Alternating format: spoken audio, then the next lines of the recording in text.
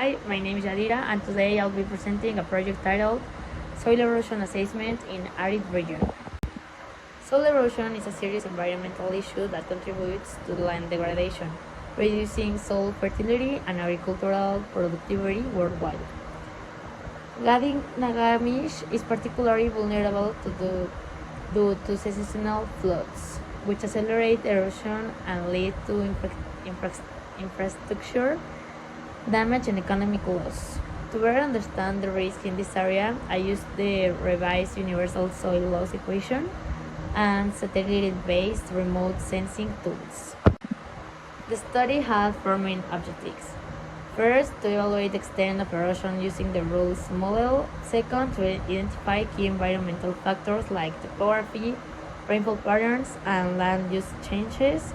Third, to develop a spatial risk map showing the most vulnerable zones.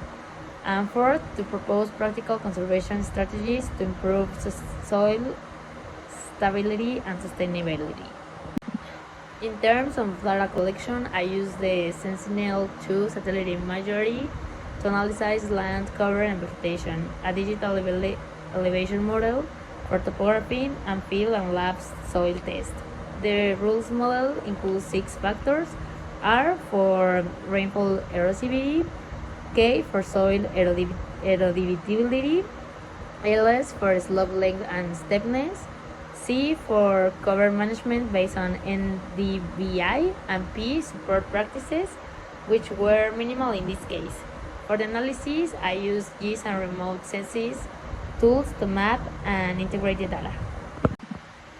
The results show significant differences in erosion rates across different landforms.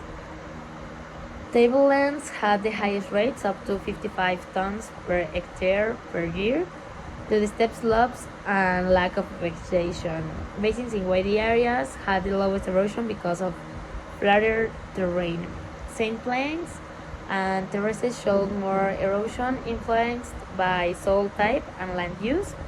The soil erodibility factor range from 0.008 to 0.51, indicating varying levels of vulnerability. And I also identify erosion hotspots in areas poor vegetation cover and steep slopes. In conclusion, soil erosion poses a serious threat to agricultural sustainability in Wadi Nagamish. Tablelands are the most affected and require urgent soil conservation efforts.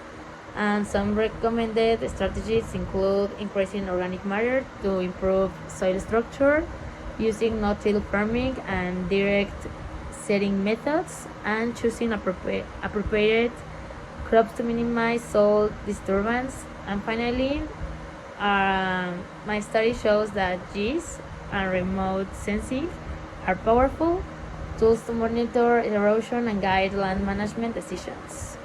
Thanks.